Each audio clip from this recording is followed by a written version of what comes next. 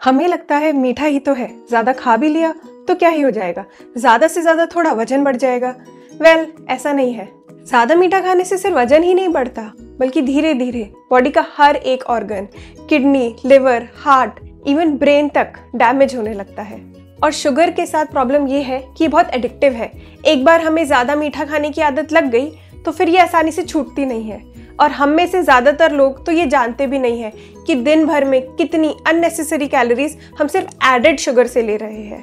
PCOD, thyroid, type 2 diabetes, इन सभी बीमारियों के केसेस साल दर साल बढ़ते जा रहे हैं। और इसका एक बहुत बड़ा फैक्टर है हमारी डाइट में एक्सेस शुगर का बढ़ना। इसी शुगर एडिक्शन लूप से बाहर आने के लिए आज हम जानेंगे 4 सिंपल और प्रैक्टिकल स्टेप्स। पहला स्टेप है आइडेंटिफाई एंड ट्रैक। किसी भी प्रॉब्लम को सॉल्व करने के लिए पहले उसे समझना जरूरी है। वैसे ही इस शुगर प्रॉब्लम को भी समझने और सॉल्व करने के लिए पहले हमें ये जानना होगा कि हम हमारी डेली डाइट से किन चीज़ों में एडेड शुगर ले रहे हैं। इसमें ब्रॉडली 3 कैटेगरी आती है। पहली वो चीज़ें हैं जो हम अपने घर में बनाते हैं अलग से मीठा ऐड करके, जैसे कि चाय, कॉफ़ी, मिल्क शेक, लस्सी या कोई भी और डिश जो आप डेली खाते हैं मीठा ऐड करके। नेक्स्ट कैटेगरी में आती है वो सभी चीज़ें जो हम बाहर जाके या बाहर से मंगवा के खाते हैं, जैसे कि आइसक्रीम, पेस्ट्रीज, मिठाइयाँ और बाकी सभी डिज़र्ट्स। थर्ड कैटेगरी है पैकेज फूड आइटम्स की। Breads, breakfast cereals, chips, cold drinks, chocolate, नमकीन, बिस्किट, इंस्टेंट नूडल्स, ऑलमोस्ट इन सभी चीज़ों में आप इंग्रेडिएंट लिस्ट चेक कर सकते हैं, आपको एडेड शुगर ज़रूर मिलेगा। और वो भी थोड़ा नहीं, काफ़ी एक्सेस अमाउंट में refined sugar which is sucrose, then fructose, maltose, dextrose, high fructose corn syrup, ऐसे 100 से भी ज़्यादा नामों से ये फूड कंपनीज पैकेज्ड फूड में एक्सेस स्वीटनर ऐड करती है। तो अगले 1 हफ्ते तक अपनी डाइट को सिर्फ देखिए और एक लिस्ट बनाइए कि आप कितने फूड आइटम से एडेड शुगर ले रहे हैं। अब आते हैं दूसरे स्टेप पे, जो है रिड्यूस ग्रेजुअली।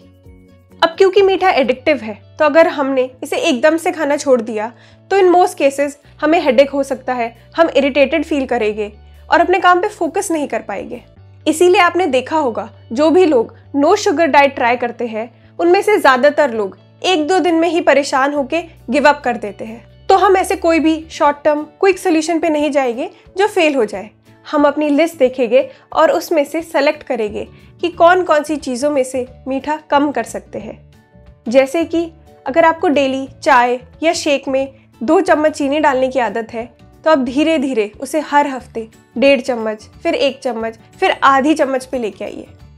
ऐसा करने से विद टाइम आपके टेस्ट बड्स एडजस्ट हो जाएंगे और आपको कम मीठी चीज़ें भी टेस्टी लगने लगेगी।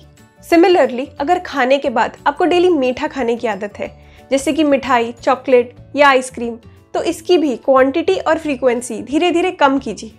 ऐसे ग्रेजुअली कम करने से हमारी शुगर क्रेविंग्स भी खुद ही कम हो जाती है। अब जानते हैं स्टेप नंबर 3, जो है रिप्लेस विद हेल्दियर ऑल्टरनेटिव्स। हम जिन चीज़ों को डेली खाते हैं हमें उनकी हैबिट लग जाती है और भूख लगने पर उन्हीं की क्रेविंग होती है। तो इस 3rd स्टेप में हम इसी हैबिट पे वर्क करेंगे। मुझे खुद एक टाइम पे डेली शाम को इंस्टेंट नूडल्स खाने की आदत थी, तो अपनी इस हैबिट को ठीक करने के लिए मैंने सबसे पहले तो इंस्टेंट नूडल्स को खरीदना बंद किया और फिर इसकी जगह डेली फ्रूट्स खाना स्टार्ट किया। फ्रूट्स पे नेचुरल शुगर होता है और साथ ही में good amount of fibre, vitamins और मिनरल्स भी होते हैं, जिससे हमारी ब्लड शुगर ज़्यादा स्टेबल रह पाती है और क्रेविंग्स भी कंट्रोल होती है। ऐसे ही रिफाइंड शुगर को भी हमें रिप्लेस करना है हमारे ट्रेडिशनल स्वीटनर्स से, जैसे कि गुड़, देसी खांड, palm sugar, coconut sugar. But क्योंकि ये सभी स्वीटनर्स भी एडेड शुगर के ही फॉर्म है, तो इन्हें भी हमें ज़्यादा कंज्यूम नहीं करना है।